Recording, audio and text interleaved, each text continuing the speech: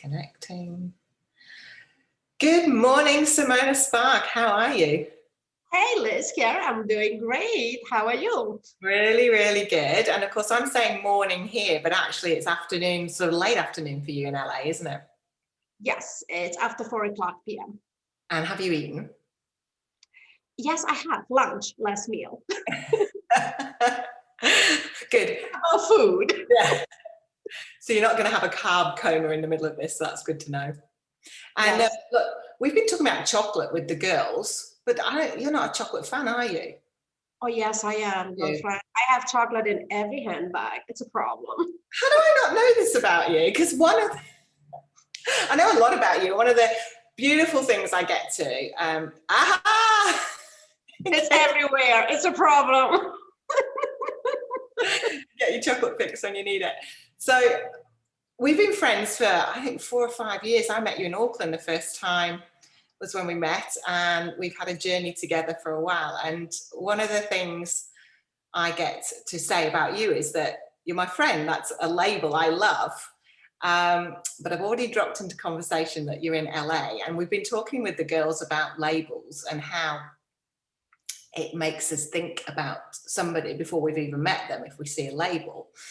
And so one of the most exciting things about you for me is that you're in LA, and that's because LA for me seems really exciting. It's Hollywood, it's film stars and Rodeo Drive, shopping, all this sort of stuff. So I'm just excited that you're in LA and that I get to call you my friend. How exciting is that? It's so true, and it's so powerful. Like, we learn the meanings of the labels from our parents, from society, from friends, from whomever. We learn a meaning, we believe in it, and then we just adopt it.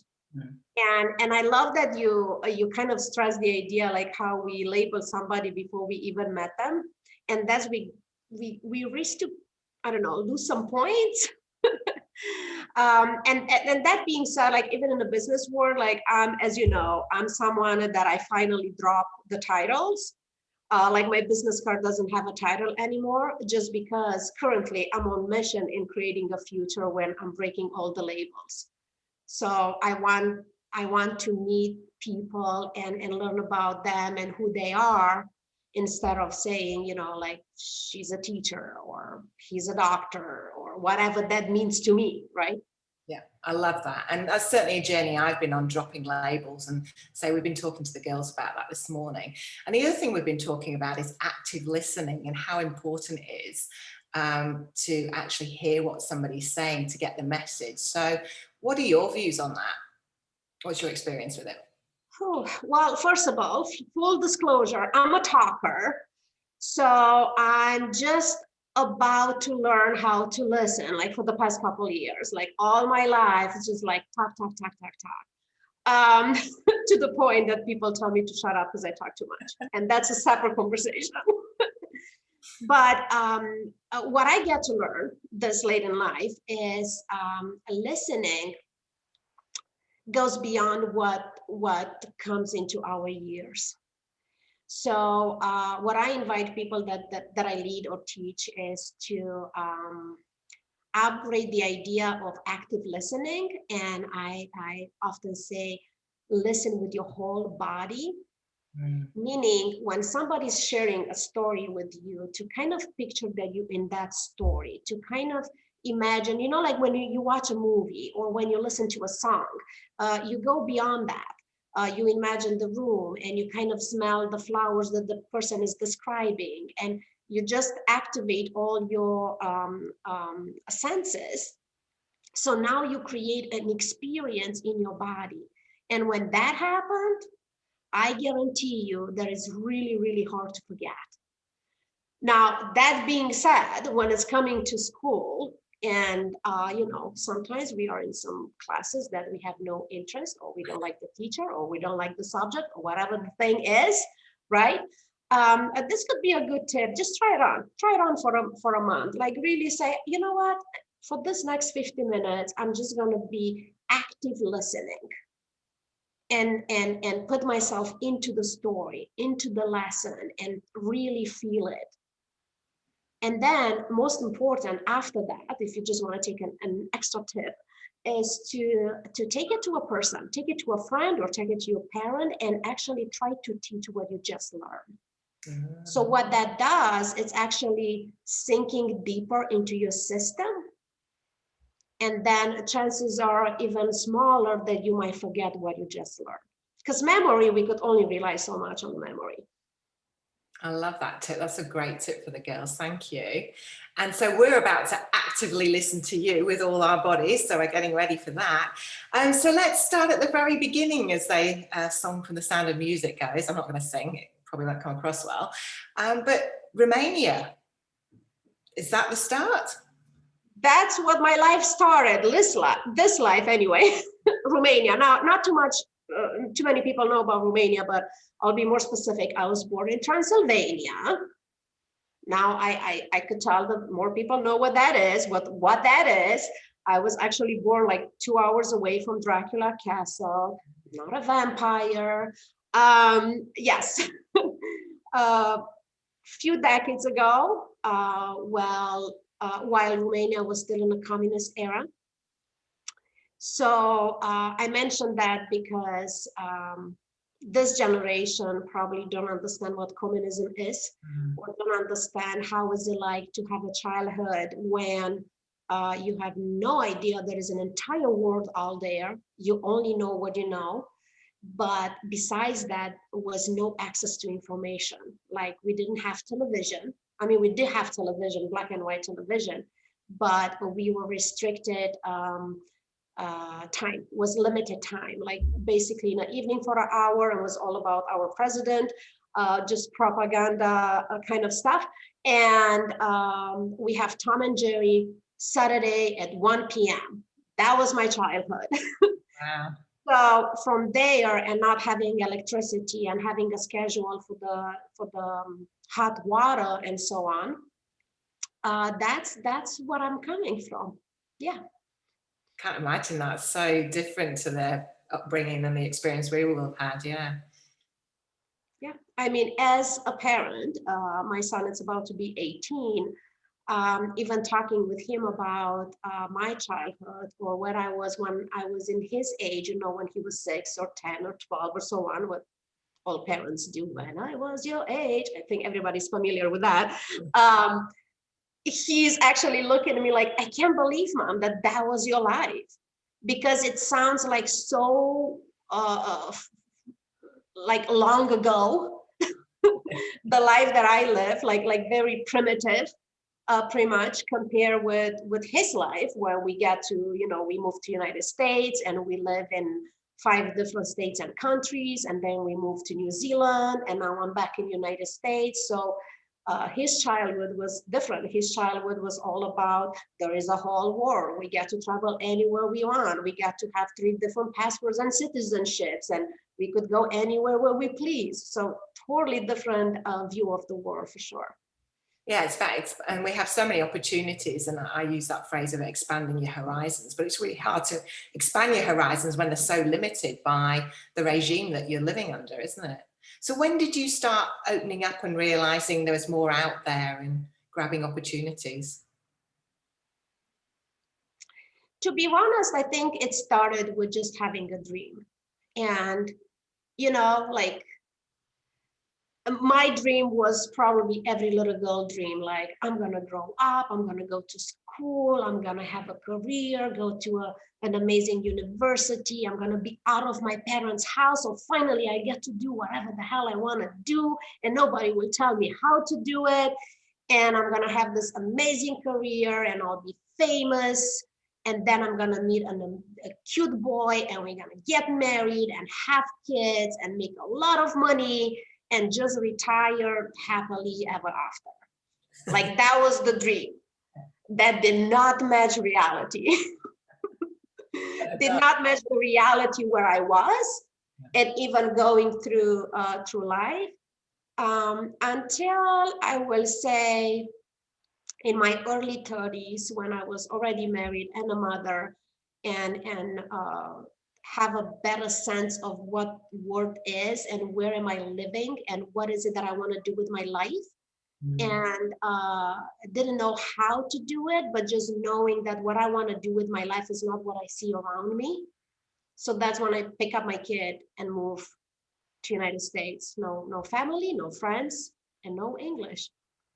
That just, I cannot still, I've heard that story so many times. I cannot believe that you did that. And now where you are able to speak on international stages in your second language, I can't even imagine doing that. So it's so amazingly brave. Can you talk us through a little bit more about how that was for you at the time? Well, it sucked big time. Was really hard. Here's the thing. We cannot plan and we cannot imagine what is going to happen. So if I get to teach somebody, how to just gain the courage to take a step into a new direction just because they don't like where they are, I will say that there is no clear path. There is no secret recipe. There is no magical 3 steps to get there. All of those are just, marketing stuff. What is required is to take the step every day, to be in action every day. And you're going to fail.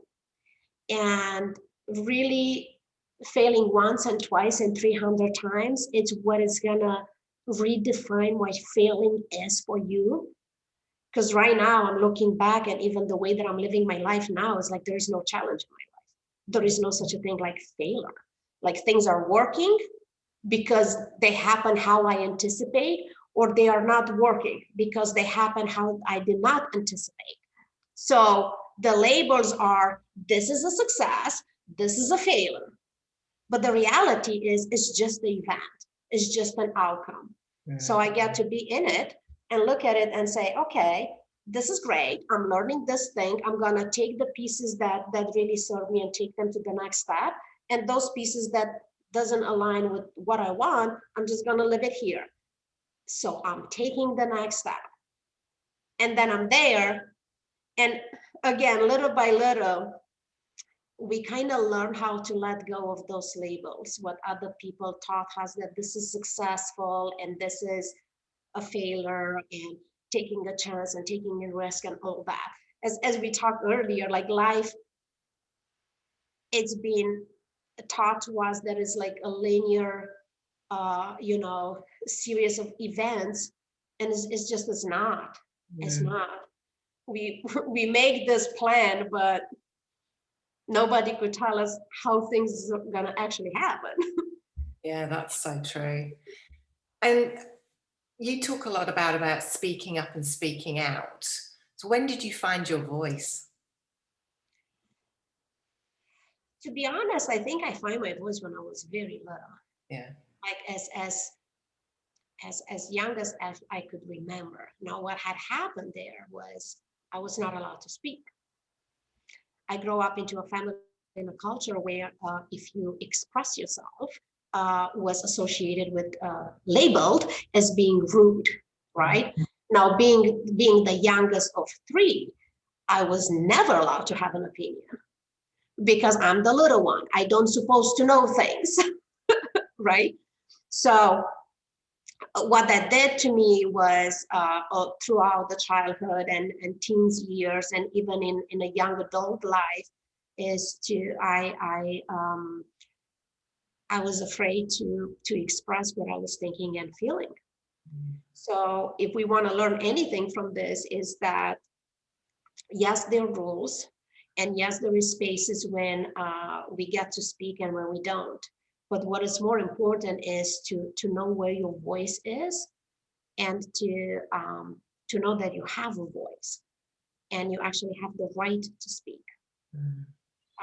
My experience was not that. My experience was I lost my voice and I was afraid to speak. And then I create some like really tough circumstances in my life from that belief of even to emotional abuse and such, just because I didn't trust myself to speak up. So sometimes in life we get to there is two ways, you know, we could learn from others and kind of just try it on and see if it's working for us, or you could just try it your way, which is totally encouraged. My way was I needed to hit the bottom, how they say it. When I hit my bottom, I was like, well, I have a voice and nobody's here to rescue me. And I need to rescue myself. So might as well like speak up. Now, that happened when I was already in United States as a single mom with the 6 years old, with no friends, no family. And as I say, I was not even speaking the language. So it's really hard to stand up for yourself when you don't even know the language. So basically, how I done it, I have no idea. I think just just keep moving and learning. Here I am, 33, 34 years old, and I literally pick up of learning a new language. And I learned it from my kid kindergarten papers, like, you know, bringing home all this, like learning alphabet and stuff. That's how I learned English. Well, like behind my kid, because he was like way advanced, right? He was reading chapter books and doing dictation with me, what I will do my best to spell correctly, which I still don't. But that was the story. And I'm sharing that because there is no such a thing as perfection. And we look at people and it's like, oh my God, and she's published and she's an international speaker and she has this business and she travels the world and oh, that looks so phenomenal. And it is, but you know what? It wasn't like that all the time. It was really hard to get here. And hard, but also very exciting. Because all the things that we went through, we get to learn so much and we get to expand so much. Like even in a school, like, oh my God, there is subjects that like geography, like I really suck on geography. Like that's not a topic where I'm gonna be like in a dull conversation. I speak up and I'm being honest and I say, I don't know geography. I'm learning it now by actually going and visit the damn country and the damn continent. So that's how I will remember, because I never learned it in school. And in the other hand, I was obsessed with math. I was a math freak because I have an excellent teacher, an excellent educator that he actually make us fall in love with math, which I barely use in my life. But it's just activated another part of my brain that I see things through numbers. It's very weird. So what I want to say by that is everything that you have the opportunity to learn, it's actually going to contribute to your life. There is no such a thing like that's not useful. Or I don't need this. Like you have no idea what you need. You have no idea. I changed my careers like 7 times. I changed my addresses 16 times to, you know, around the world. Like I had no idea what I need when I was 16. I didn't get to decide like I'm gonna dive into the history and forget about everything else. Like no. And even now as adults, as we are still learning and we are still growing and we are still expanding, is just taking the things like, okay, this opportunity arrived, so let me look into it. I might not see the benefit of it right now, but what I know to be true is that it's in my face because I need to have it and it's going to contribute to wherever I'm going. I love that. And I love there's so many things you just said there that I could pick up on, but we talk about learning from our children very much. We have a lot of conversations about that. And I'm really aware of that now. I'm aware that my children are here to teach me, which is quite different to the way we were brought up, of course.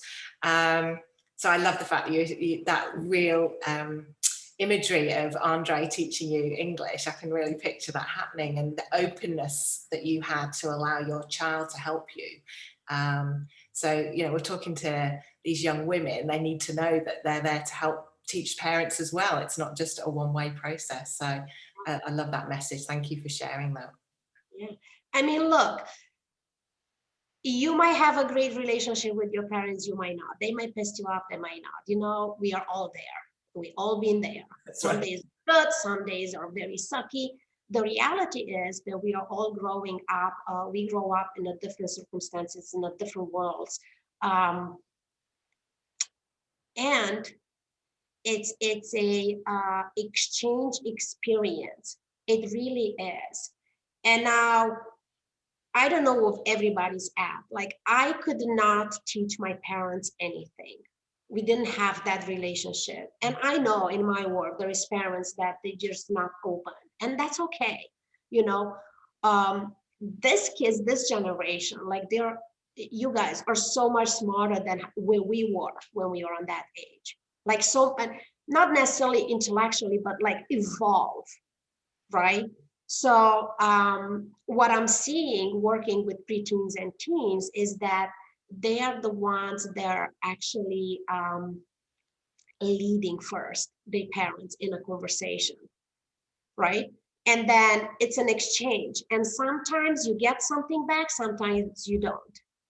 But that's okay. You get to learn, if you're here to learn how to find your voice, how to become an independent woman that gets to do whatever the hell she want to do with her life in this life, right? You get to start doing that today. You really have that power. Like, you start today, I don't know, you're 14, you're 16, it doesn't matter. And it could start with a little tiny thing, like make your damn bed in the morning. It's like you're doing something for yourself, right? And regardless if the parents will appreciate that or not, because you are doing it to yourself. You're gonna be out of that house in a few years. So it's gonna serve you to know how to make your bed, how to do the dishes, how to clean up after yourself. And then even in school, you know, how to respect, you know, the teacher, how to communicate, how to ask for what you need. Like, raise your hand, like speak up, right? And I know it's hard, and it's all this peer pressure, and it gets what? It never ends. There is peer pressure at 30, there is peer pressure at 40. It never ends. But you get to build yourself up right now to be ready for your 20, to be ready for your 30 by raising your hand. I have a question. And it's not for you. When you raise your hand and when you speak up, you actually give somebody else an answer that she probably is staying right next to you and she doesn't dare to raise her hand. Mm. So that is the power of asking questions, like even in a classroom setting, even in, you know, like different events, to ask the question. That is the power of sharing your story. Because it's not just your story. Everybody's going through the same BS at some point, but we get to relate. And there is people that they found their voice a little bit earlier than others. So when we speak up for ourselves, but we also speak up for those that they can't. Such a great message, thank you. And the girls are about to head off for 8 weeks away, so making their bed and keeping their room clean is actually going to be really important when they're away. And that collaboration as well, working together as a team in houses, and you know, with their housemate in their house, and then in their cluster, there's sort of 3 houses together. And I love this, you're talking about, it brings us nicely around to this personal leadership message, so that you are the leader of your life and you have choices, so you can choose how you show up and the action you take. And I love that message around just take one step, don't make it too big, just do one step, one thing a day, and start building the future that you want for yourself. Yeah, and the choice is in everything. I like that you say choice, because we have a choice to complain or we have a choice to do something about it. It takes exactly the same amount of energy. The difference that's going to make what choice you make is the outcome. Mm. So, and then who we enroll in that conversation. And it's very important, especially at this age when there's so much pressure with body image, with labels, with financial, with what cars your parents are driving, or whatever is going on. All those are real, okay? They're real. And when we speak up and we are honest, when we set our boundaries, then we enroll other people in that conversation. And we usually enroll those that want to be the same, because we are humans. We are meant to be together. We are meant to do life together. And I'm saying this, you guys study physics, and they say, you know, like, especially when we fall in love and all that crap, you know, like, oh, opposite attract and all that. We are not magnets. We do not function like that. That's only valid in physics and in magnets. As human, we attract with people that they are living the life at the same vibration we live our life. Now, that being said, I'm going to be a little bit direct here, but just I'm here to tell the truth. If you complain about your friends, or you have a tough time, like really look, who did you attract around you? And know that you have the power to change that, because you make the choice to stop complaining and instead like speaking up and find solutions. So then these people will come to you. And, you know, I mean, it's tough. You break up a friendship, but you never break up a friendship. You just connect with another person that it's meant to be in your life at that point. This is so lovely, because it never ends. It's happening in 20, it's happening in 30s. It's how divorce are happening, it's how marriages are happening, is two people thinking alike, going in the same direction, they are together. And when they don't, they are one. They're not. It's just, you know, life. That's it. It's life. And that's absolutely lovely, because that's brought us back. That's the conversation we started with the girls. It was how to build a relationship and how we connect. And it is about finding that common ground. And actually, in fact, we were talking about chocolate being a common ground for some people. But it's just finding your tribe, isn't it? Your people that speak your language, that you can connect with and that you feel comfortable with. And when you are, then you feel brave to speak up. And it's about practicing, isn't it? When you've got those people around you who are going to support you and not judge you, then you just practice raising your voice and speaking up, and then you get more confident. Yes, totally agree. And it's kind of like back and forth. It's a dance, you know. You got your tribe. I like that you use tribe. That really resonates with me. You find your tribe, and then you are empowered and supported to speak up, to express your ideas. And the opposite is valid as well. You get to speak up and express your ideas, and then you form your tribe from that place. So there is no right, wrong way to do it. Both are valid, right?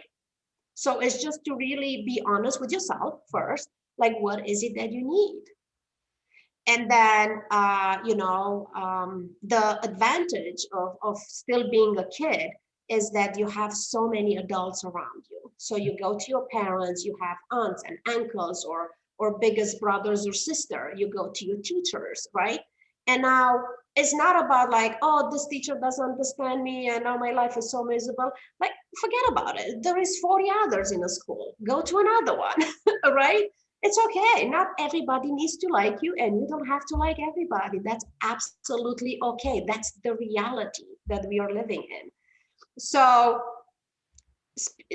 speaking up, and when I say speaking up, I'm not saying just like being rebellious and just like, I don't know, be rude or whatever. Speaking up, what I mean by that is like speaking your truth. And that's not easy to do. First of all, we've been taught that truth is hard. You cannot handle the truth. And so we have this negativity attached to such a positive concept, right? But what it takes the courage to say what you think and you feel, even though everybody that's listening is going to disagree with that. That's what's the courage in speaking up. And honestly, from my own experience, like I was silent like for the first 3 decades of my life because I never been encouraged. I mean, just the fact that we are here in this setting, that's like a solid evidence, like there is adults in your life that actually care for you to get new information, new perspectives, to be empowered, to be yourself, to stop comparing with others, to stop, there is that saying, like, don't try to be somebody else, that person is already taken. Like that stick with me, because I'm a woman that I was like very stuck into, you know, how my body looks like for many, many years. And I was looking at all this, you know, skinny women and whatever, and I want to be like them until I keep stumbling over this quote, like stop trying being that person. That person already, it's somebody else. It's not you, right? So being here, what I'm saying is it's already, this is a platform, like Adults in Your Life Care, for you to, you know, give you whatever tools to help you just grow up being you, period.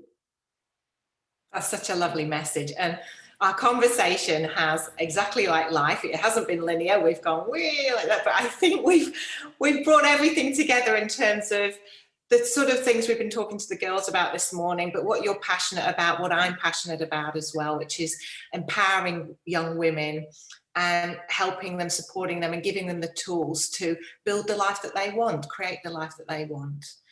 So I love all the messages. Is there anything, any last comments that you'd want to make that you thought, oh, I must share that was important? Well, yes, thank you all for listening. I hope that you listen with your body.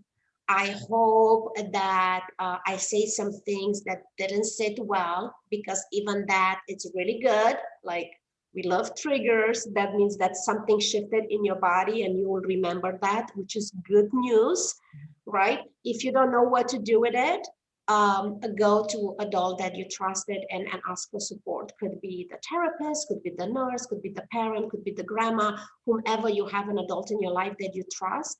Just go and have a conversation. It's like, hey, this didn't sit right with me. I just need somebody to listen to me.